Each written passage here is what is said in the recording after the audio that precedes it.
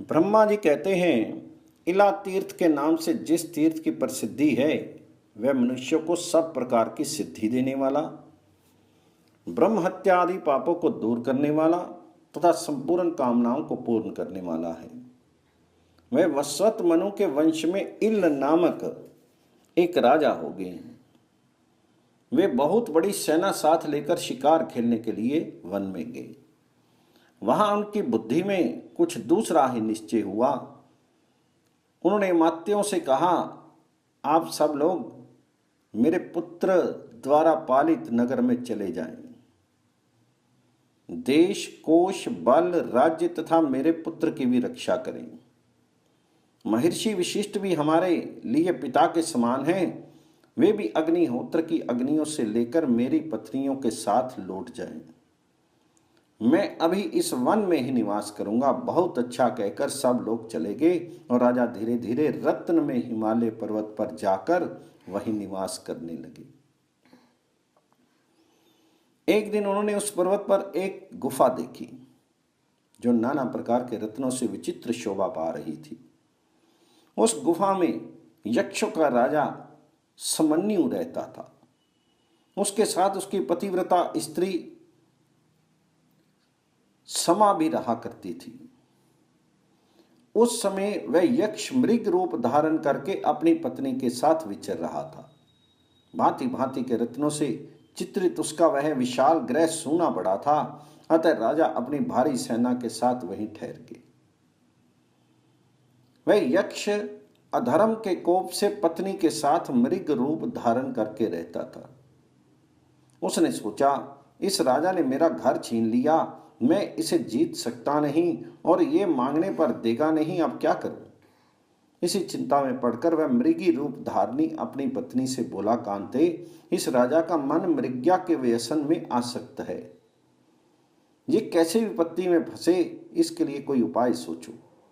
मेरा विचार है कि तुम मनोहर मृगी का रूप धारण करके इसके सामने से निकलो और इसे अपनी ओर आकृष्ट करके किसी तरह अंबिका वन में पहुंचा दो। उसके भीतर प्रवेश करते ही ये राजा स्त्री हो जाएगा। भद्रे, ये काम तुम ही कर सकती हो, मेरे लिए ये उचित नहीं होगा। यक्षिणी ने पूछा, नाथ, अंबिका वन तो बड़ा सुंदर है, तुम उसमें क्यों नहीं जा सकते? यदि तुम भी चले जाओ तो क्या दोष होगा, ये हमें ठीक ठीक बताओ।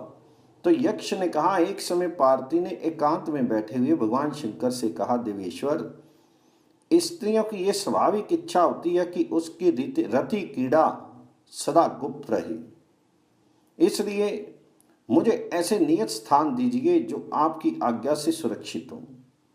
मैं स्थान वही चाहती हूं जो उमा वन के नाम से प्रसिद्ध है। उसमें आप गणेश, कार्तिकेय और नंदी के सिवा जो कोई भी प्रवेश करे वह स्त्री हो जाए। शंकर जी ने प्रसन्न होकर कहा, ऐसा ही हो, इसलिए उमा के उस वन में मुझे नहीं जाना चाहिए।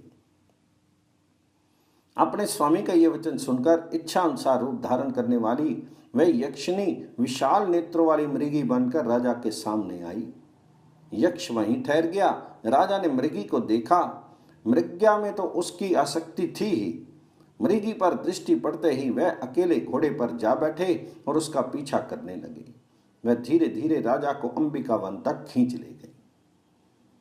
जब घोड़े पर बैठे ही बैठे उमा वन में प्रविष्ट हो गए, तब यक्षिणी ने मृगी का रूप छोड़कर दिव्य रूप धारण कर लिया और अशोक वृक्ष के नीचे खड़ी होकर राजा को देखकर हंसने लगी। पति की कही हुई बातों को याद करके वह राजा से बोली, सुंदरी इला, तुम अकेली अबला घोड़े पर चढ़कर पुरुष के वेश में कहां जाती हो? किसके पास जाओगी? उसके मुख से इला शब्द सुनकर राजा क्रोध से मूर्छित हो उठे और यक्षिणी को डांट कर मृगी का पता पूछने लगे। तो यक्षी ने पुनः कहा, इले इले, अपने आप को अच्छी तरह देख तो लो, फिर मुझे मिथ्यावादिनी या सत्यवादिनी कहना। तब राजा ने देखा उसकी छाती में दो ऊंचे ऊंचे स्तन उभर रहे हैं। ये मुझे क्या हो गया, ये कहते हुए राजा चकित हो गए। उन्होंने यक्षी से पूछा, सुव्रते, ये मुझे क्या हो गया? इस बात को आप ठीक ठीक जानती हैं, अतः बताइए आप कौन है, इसका भी परिचय दीजिए। तो यक्षिणी बोली, हिमालय की श्रेष्ठ गुफा में मेरे पति यक्षराज सुमन्यु निवास करते हैं। मैं उन्हीं की पत्नी हूं। जिस शीतल कंदरा में आप ठहरे हुए हैं वे हमारा ही घर है। मैं ही मृगी बनकर आपको यहां तक ले आई हूं। ये उमामन है। यहाँ के लिए पूर्व काल में महादेव जी ये वर दे चुके हैं कि जो पुरुष इसमें प्रवेश करेगा वह स्त्री हो जाएगा।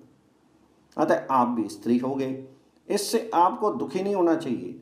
कोई कितना ही प्रौढ़ क्यों ना हो, भवितव्यता को कोई नहीं जानता। इस प्रकार इला को आश्वासन देकर वह सुंदरी यक्षिणी अंतर ध्यान हो गई। उसने पति से सारा हाल कह सुनाया। यक्ष भी ये सुनकर बहुत प्रसन्न हुआ। इधर इला गाती और नृत्य करते ही उमा मन में ही रहने लगी। वे कर्म की गति का स्मरण करते हुए स्त्री स्वभाव के अनुसार ही चेष्टा करती थी।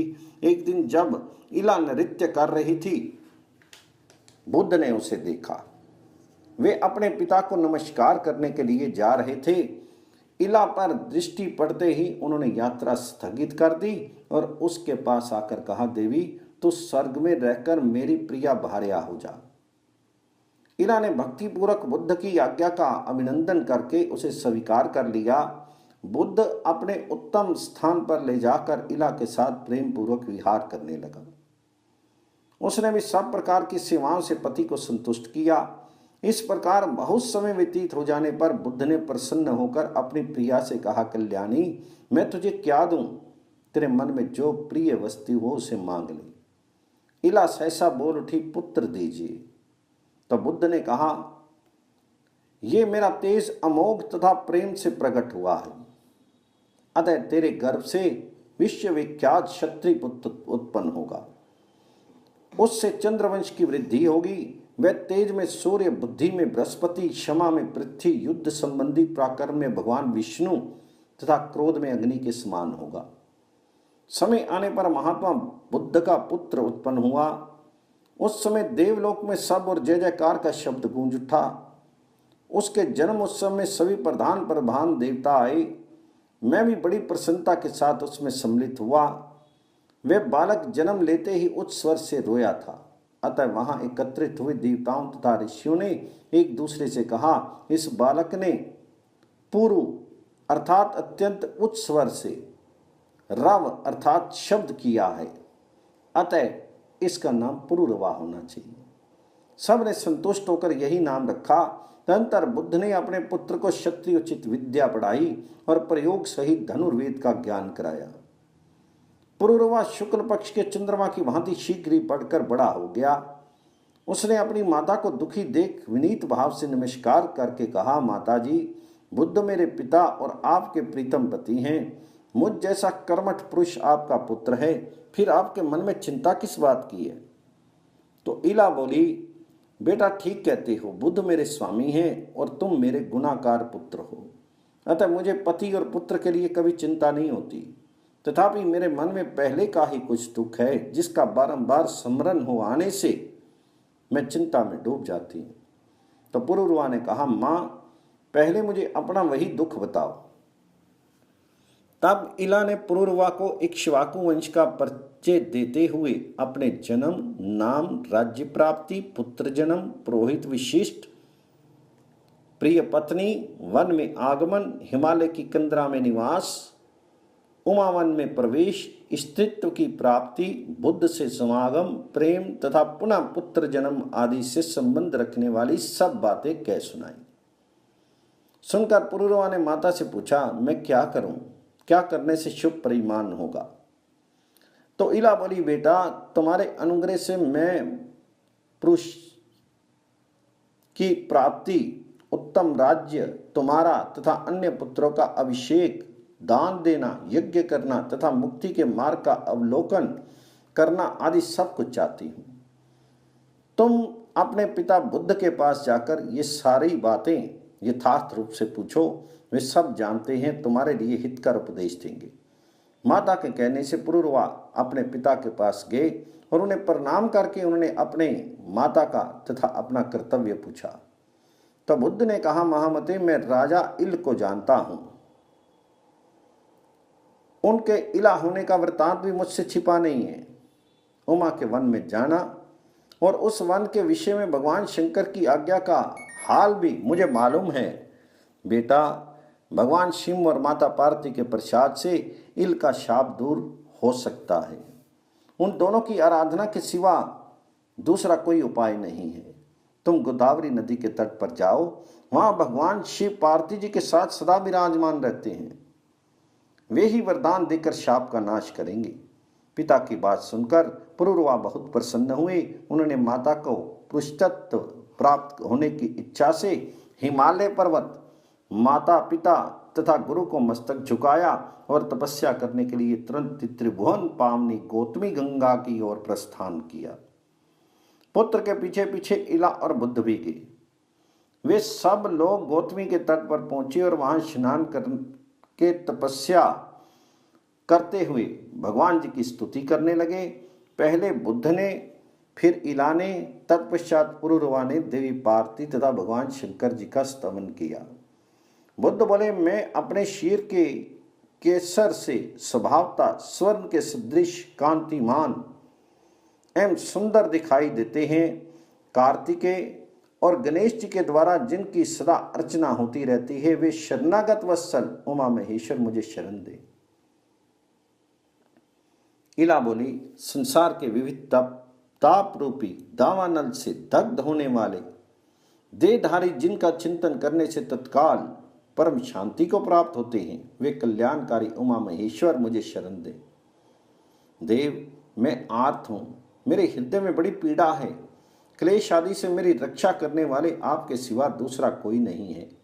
शरणागत की रक्षा करने वाले आपके जो दोनों परम पवित्र चरण हैं, वे मुझे शरण दें। तो पुरुरवा बोले, जिनसे इस जगत की उत्पत्ति होती है तथा प्रलय काल में ये सब जिनके ही भीतर लय हो जाता है, वे संसार को शरण देने वाले जगत आत्मा उमा महेश्वर मुझे शरण दे। देवताओं के समुदायों में एक महान उत्सव के अवसर पर गिरिराज कुमारी पार्वती ने महादेव जी से कहा था, ईश, आप मेरे दोनों चरण पकड़े।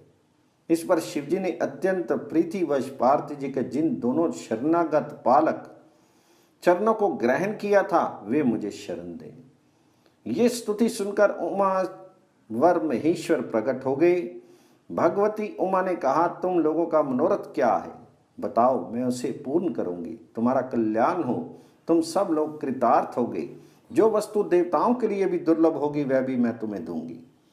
तो पुरुरवा बोले, जगदम्बिके, राजा इल अज्ञान व शाप के वन में घुस के थे। देवेश्वरी, आप उनके उस अपराध को क्षमा कर दें और पुनः उन्हें पुरुषत्व दें। पार्वती ने भगवान शंकर की सम्मति के अनुसार तथास्तु कहकर उन सब की प्रार्थना स्वीकार की। इसके बाद शिवजी ने कहा, राजा इल गौतमी गंगा में स्नान करने मात्र से पुरुष हो जाएंगे।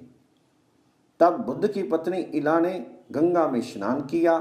स्नान के पश्चात इला के शीर से जो जल गिर रहा था, उसके साथ उसके नारी जनोचित सौंदर्य, नृत्य और संगीत भी गंगा की धारा में बह गए। वे ही नृत्या, गीता और सौभाग्या नाम की नदियों के रूप में परिणित हो गए। वे नदियां भी गंगा में आ मिली। इससे वहां 3 पवित्र संगम हो गए। उनमें किया हुआ स्नान और दान इंद्रपद की प्राप्ति कराने वाला है। शिव और पार्वती के प्रसाद से पुरुषत्व प्राप्त करने के पश्चात राजा इल ने महान अभ्युदय की सिद्धि के लिए वहां अश्वमेध यज्ञ किया। पुरोहित विशिष्ट अपनी पत्नी, पुत्र, अमात्य, सेना और कोष को भी लाकर उन्होंने वह यज्ञ संपन्न किया। दंडक वन में इल ने चित्रंगनी सेना सहित राज्य की स्थापना की। वहां इल के नाम से विख्यात उसका नगर भी है। सूर्यवंश की परंपरा में जो उन्होंने पहले पुत्र उत्पन्न किए थे, उनको राज्य पर अभिषिक्त करके पीछे स्नेहवश पुरुरवा का भी अभिषेक किया। वे राजा पुरुरवा ही चंद्रवंश के प्रवर्तक हुए। जहां राजा को पुरुषत्व की प्राप्ति हुई, वहां गौतमी के दोनों तटों पर 16,000 तीर्थों का निवास है। वहां इलेश्वर नामक भगवान शंकर की भी स्थापना हुई है। उन तीर्थों में स्नान और दान करने से संपूर्ण यज्ञों का फल प्राप्त होता है।